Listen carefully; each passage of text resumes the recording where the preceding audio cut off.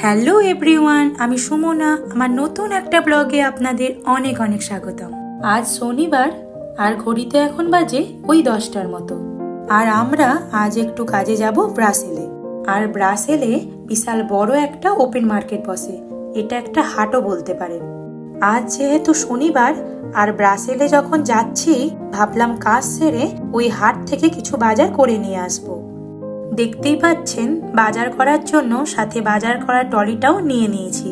আর এটা আদ্রি কি নেবে, ও এটা কাউকে দেবে না। ভাবছি বাজার করার পরও ট্রলিটা ওকেই দিয়ে দেব, দেখবো কেমন তখন আমাদের না দেয়। যাই হোক, আমরা আজ ব্রাসেলের যে ওপেন মার্কেটটায় যাচ্ছি তার নাম ক্লেমেন্সো মার্কেট। আর এটা ব্রাসেলের বিশাল বড় একটা ওপেন মার্কেট। আর এই মার্কেটটা সপ্তাহে 3 দিন বসে, শুক্র, শনি আর রবি। সকাল 7টা থেকে দুপুর 2টো পর্যন্ত খোলা থাকে। কিন্তু মার্কেটটা যেহেতু বিশাল বড়, কিছু কিছু জায়গায় 3টে পর্যন্ত খোলা থাকে। আর আমাদের বাড়ি থেকে যেহেতু এই মার্কেটটা বেশ অনেকটা দূর, তাই খুব একটা যাওয়া হয় না, ওই 2-1বার গেছি। আর আজ যেহেতু যাচ্ছি, ভাবলাম আপনাদেরকে দেখাই এখানকার ওপেন মার্কেট মানে বেলজিয়ামে হাট কেমন হয়। চলুন তাহলে যাওয়া যাক। এই তো আমরা চলে এসেছি সেই মার্কেটের সামনে। এখান থেকেই মার্কেটটা শুরু। আর এই মার্কেটটাকে কিন্তু বিদেশে হাটও বলতে পারেন। যেমন আমাদের দেশে হাট বসে, আর সেই হাটে আমরা কিন্তু জামা কাপড় থেকে শুরু করে ফল, সবজি, মাছ, বাসনপত্র সবকিছুই পেয়ে থাকি, তেমনি এই মার্কেটেও সবকিছু পেয়ে যাবেন। দেখতেই পেলেন ঢোকার মুখেই কিছু বাসনপত্র আর জামা কাপড়ের দোকান। আর এই দিকে আবার জুতোর দোকানও আছে। আর এই দিকে দেখুন, এখানে যা যা দেখতে পাচ্ছেন, এই ক্লিপ, ব্যাটারি, টুথপিক, হাতা, পিলার, যাবতীয় যা যা দেখতে পাচ্ছেন সবকিছুরই দাম কিন্তু 1 ইউরো, ওই 90 টাকার মতো। এই দিকে আবার আছে গায়ে দেবার র্যাক, বালতি থেকে শুরু করে ঘর ঝাঁট দেবার ঝাড়ুও। মানে এই মার্কেটটাতে এলে সবকিছুই আপনি দেখতে পেয়ে যাবেন।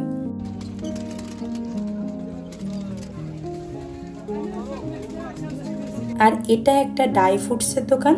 সাথে এখানে বিভিন্ন ধরনের ডাল থেকে শুরু করে ফ্রেশ অলিভও এরা রাখে। এই যে এইগুলো দেখতে পাচ্ছেন, এইগুলো হলো অলিভ। চলুন আপনাদের বাজারটা ঘুরিয়ে দেখানোর সাথে সাথে টুকটুক করে আমরাও কেনাকাটি শুরু করি। কেনাকাটির মধ্যে আজকে নেব কিছু সবজি আর কিছু ফল। আর এখান থেকে নেব একটু কাজু। দাঁড়ান, কাজুটা নিয়ে নিই। আর এই মার্কেটটাকে কিন্তু ফার্মার্স মার্কেটও বলতে পারেন, কারণ এখানে ফার্মাররা ডিরেক্ট এসে সব জিনিসপত্রগুলো সেল করে। তাই অনেক ফ্রেশ ফ্রেশ ফল, সবজি, মাছ কিন্তু আমরা লোকাল সুপার মার্কেটের থেকে এখানে অনেক কম দামে পেয়ে যাই।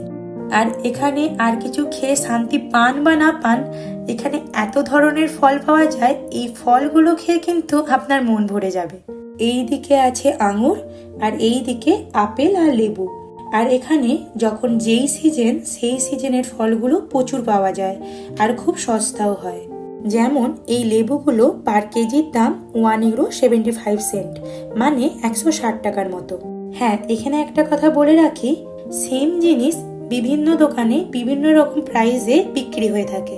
কোথাও ধরুন অরেঞ্জ পার কেজিতে 2 ইউরো নিচ্ছে, কোথাও ওই একই অরেঞ্জ 1 ইউরো নিচ্ছে। এখান থেকে আমরা কিছুটা অরেঞ্জ নিয়ে নিলাম।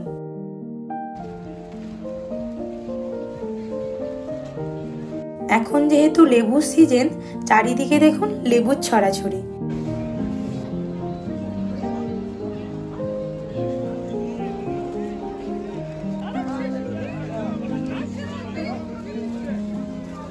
আর এই দিকে আছে লিচু, তার পাশে ওইগুলো হচ্ছে পেয়ার্স, আনারস আর বিভিন্ন ধরনের বেরিস।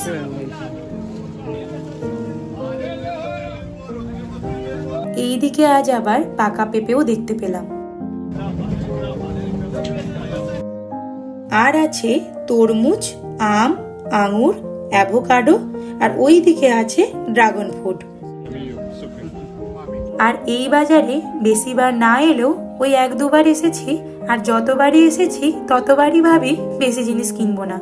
কিন্তু এত ফল আর সবজি দেখে আর তার উপরে দাম এত সস্তা, তাই কিছু না কিনলেও ফল আর সবজি কিনে ব্যাগ মোটামুটি ভর্তি হয়ে যায়। চলুন, অনেকক্ষণ ধরে ফল দেখালাম, এবার কিছু সবজি দেখিয়ে দিই। এই দিকে আছে ফুলকপি, তার পাশে এইগুলো হচ্ছে জুকিনি, আর এই দিকে ব্রোকলি, চেরি টমেটো, আর ওই দিকে আছে বেগুন আর ক্যাপসিকাম। আর এইগুলো সব দাম মোটামুটি ওই 1 ইউরো থেকে 2 ইউরো পার কেজি। আর এই ফুলকপিগুলোর দাম ছিল যেমন পার পিস 1 ইউরো 25 সেন্ট, মানে ওই 100 টাকার মতো।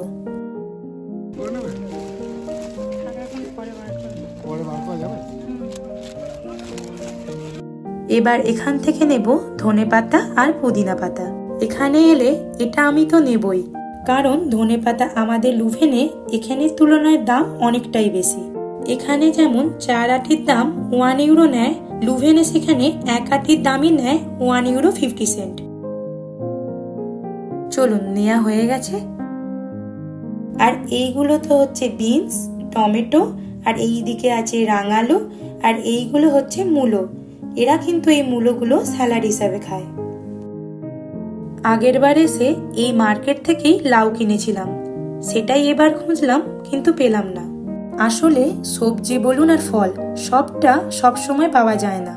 এই সপ্তাহে যা যা পাওয়া যাচ্ছে, আবার 2-3 উইক পর এলে অনেক নতুন কিছু সবজি ফল যেমন দেখা যায়, তেমনি অনেক কিছুই পাওয়া যায় না।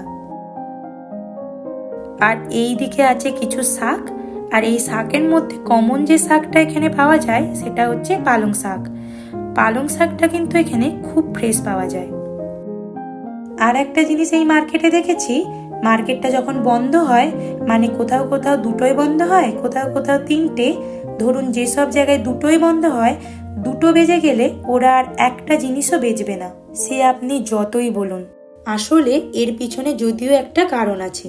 বাজারটা বন্ধ হওয়ার সময় সময় এখানে পুলিশ ঘোরাফেরা করে, আর টাইম হয়ে যাওয়ার পরও যদি ওরা জিনিস বিক্রি করে আর যদি সেটা পুলিশের চোখে পড়ে, তাহলে বড়সড় একটা ফাইন মনে হয় ওদেরকে দিতে হতে পারে। আর এখানে যে কোনো ফাইনের অ্যামাউন্ট কিন্তু অনেক বেশি। আপনাদের সাথে গল্প করতে করতে আর এই মার্কেট দেখাতে দেখাতে আমাদেরও এখানকার কেনাকাটি মোটামুটি কমপ্লিট। ব্লগটা এখানেই শেষ করছি, কিন্তু মার্কেটটা এখনো ঘোরা আমাদের বাকি আছে। তো নেক্সট দিন আপনাদের নিয়ে যাব মাছের বাজারে, মানে মাছের দোকান আর কি। কি কি লোকাল মাছ পাওয়া যায় এখানে সেটাই আপনাদের দেখাবো। তো আজকের মতো ব্লগটা তাহলে এখানেই শেষ করছি। যদি ব্লগটা ভালো লেগে থাকে তাহলে অবশ্যই like, comment, share and subscribe করতে ভুলবেন না। সকলে খুব খুব ভালো থাকবেন, সুস্থ থাকবেন। আবার দেখা হবে খুব তাড়াতাড়ি নতুন কোনো একটা ব্লগে। ততক্ষণের জন্য বাই বাই।